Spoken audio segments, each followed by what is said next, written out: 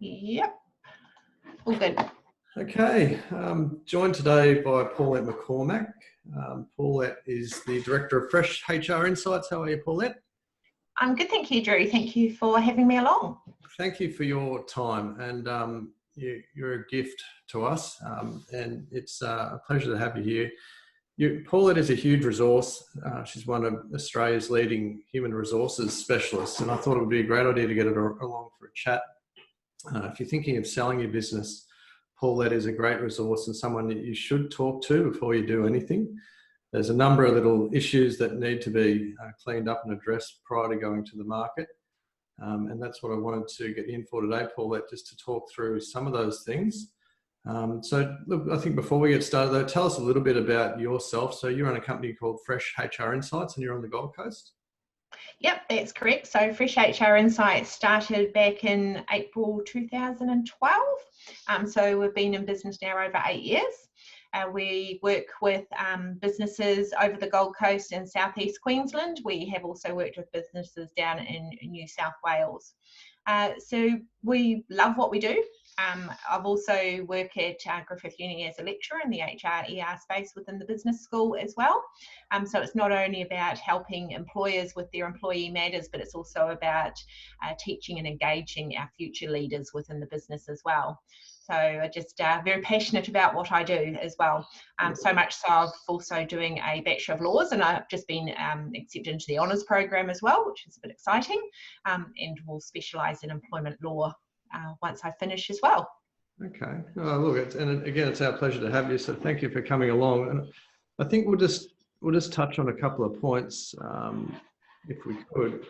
So if someone's looking to sell a business, they've obviously got employees. Some of them are full-time, some of them are casual. Someone looking to come in and buy that business may or may not want to take on all the staff. That happens quite often, doesn't it? It does, yeah, and they don't have to take on the staff, depending on what kind of situation it is, whether it's an asset sale, a new business, same company, or a share sale, which is the change of a company ownership. So it really just depends which way you're going to do it. And Drew, you're the expert in that field when it comes to the buying and selling of the businesses and all the other legalities around it. But certainly from the employee's perspective, it's deciding, what are you actually going to do, but at that point also talking to the purchaser and which way they want to buy a business as well. Good. But if you are thinking of selling your business, or even not in the next 6 months, maybe in the next year or year and a half, it's a really good idea to get your staffing matters all in line, because if your books look great and your staff looks great, then your business looks great to buy. It does. So just touching on what you were saying there, so like a share sale, if somebody's coming in and acquiring the entire company and 100% of the shares, most of the employees, there's not a lot to do. They just come with it. It's obviously the director. Yeah, so a share sale, if you agree to sell the entity in which the business operates, for example, as an existing company, the buyer will automatically receive the employees as well. While the ownership of the shares of the company changes, the company stays the same. So they will be responsible for the employee entitlements, such as leave and wages. But the purchaser may be able to also negotiate the cost of these entitlements in the purchase price. Yep. So, having all that information available as well. So doing your groundwork first, which makes it easier for the purchaser as well. Okay. If we're just doing a business sale or an asset sale, it's different. So a lot of those employees will basically become redundant and then they'll have to be re-employed by the new owner. Is that correct? Yep, so if you're doing an asset sale, so they choose to buy the assets of the existing business, so the client and supplier lists, the trademarks and the business name, but they don't take over the existing company. So they rather transfer the assets into their own company. So the employees do not automatically transfer over. So if you are selling a business, then you would be up for doing the redundancies, making sure any redundancy payments that are due are done, making sure any leave entitlements have been paid out, and even long service, making sure any long service entitlements are also paid out. So essentially the employee is no longer employed by your company. They have no job. So you need to make sure you take all those or deal with all those entitlements, or you will have Fair Work coming tapping on your door going, excuse me.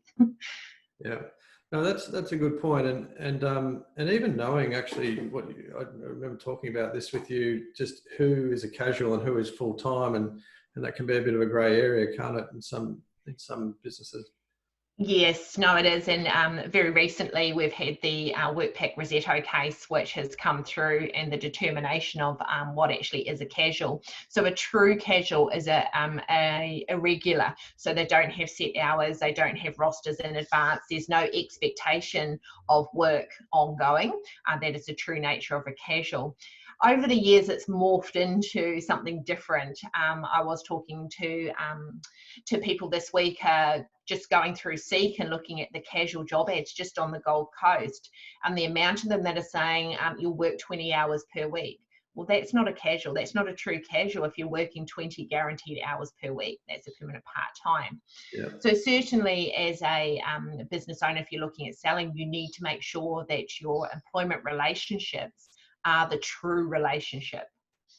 So if it is a casual, making sure you've got them, as a casual, being paid as a casual, so with the 25% loading, making sure the hours are irregular, so there's no guarantee of ongoing work. Your rosters, you wouldn't be wanting to look and having them any more than 2 weeks in advance or a fortnight in advance, and very, very much varying their hours, or even having a pool of casuals so you can pick and choose from that pool. But another important one is to make sure that they can actually accept or decline the work. Yeah, okay. And what about, I guess it's more organised if we can go to market with employee agreements and workplace agreements in place, so everything's organised at the time of sale. If someone's not sure about what agreements they should have in place or how those work, they can contact you, and you've got all sorts of resources there, don't you? Yep, no, they can contact me. And a great thing about Fresh HR is we do have a 30-minute, no obligation free consultation to give general advice. So they can jump on our website, they can book in a time with us, and we can go through, okay, where are you now? What are you looking at achieving? And this is what we recommend you would get. And then we can send you off a pricing to do that. And that's no obligation if you don't go with us. That's all cool. But if you do go with us, then we can certainly make sure everything's in place. So a purchaser coming in will look and go, oh, I don't have to do anything. This is a great buy for me, which will make your sale easier as well. Okay. And what about if there's been in the past skeletons in the closet or rogue employees? Do you have a base, like a handbook or something you can help business owners? Yep, so we do have a base handbook. We're just about to update it at the moment, but we have got one there, and it won't take long for us to update that. But also we can put any other, a more comprehensive handbook in place for you as well. It depends on what your business is doing, what industry you're in, how many staff you have, what we would actually recommend would go into place in regards to that. But at a minimum, you need to have your code of conduct in there, your workplace bullying and harassment policy in there. You need to have your family and domestic violence policy in there as well. You would have a base workplace health and safety policy. They're just some of the ones that you would need to look at having in there. Okay, so if someone's looking to sell their business in 6 months or 12 months or 2 years, it would be a good idea to engage someone like you now, and they can do that on a monthly basis. You have different types of packages. They can get you on a very sort of part-time basis if they like, just to make sure everything's in line. So the way we work is, as much as many a business coach would shudder at the thought of it, I don't actually have monthly retaining fees. I don't like that model myself. I don't like being locked into monthly retainers. So I very much work at, you buy bulks of my hours. So you buy 5 hours, 10 hours, 15 hours or 20 hours of my time. When you buy 10 hours, you get 10% discount, 15% and 20% discount. And those hours sit on file and they don't actually expire. So you use as much as you need or as little as you need when you need them. So as I say, we're there when you need us and we're not when you don't.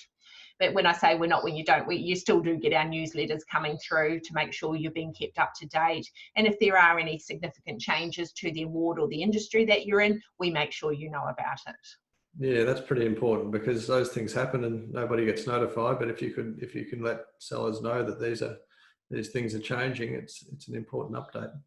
Yeah, and I am working with a law firm at the moment whose idea is to actually sell their business down the line. So we're making sure all their policies are in place, all their contracts are in place, all their staff are the true relationship that's in there as well, making sure the position descriptions are in place, and they've actually got it all there. So when a buyer comes in, when they eventually do put it to market, they can just go, well, we've already dealt with all of this, here's all the information. Because when you're selling a business as well and you're transferring it to the seller, as a former owner, you do need to provide the buyer or the purchaser with up-to-date employee records. So making sure you have those as well, because it's easy for you. It may be stressful selling a business as well, so why not have it already? Then you can just pass it over and then you're done. You can go whatever you're going to do next, your next adventure. We're trying to you need to notify the purchaser of any contractual leave or financial or legal obligations that you have with your employees as well. So having those contracts in place would be that. And you also need to provide your employees with notice as well of the sale of the business. Okay, so if someone wants to get in contact with you, your website's www.freshhrinsights.com. Is that right? .com.au. .com.au. Okay, got it.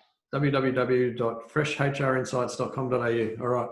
That's correct. Yeah. Okay. Yeah. And if you want to book in the free consultation, then it's on the very front page. You'll see a button there. You click on that. It takes you through to a calendar where you can book in the 30 minutes through there.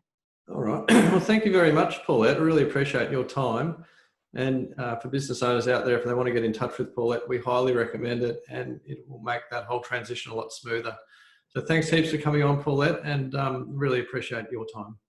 No, you're welcome. Thank you very much for having me, Drew. No worries. Thanks again.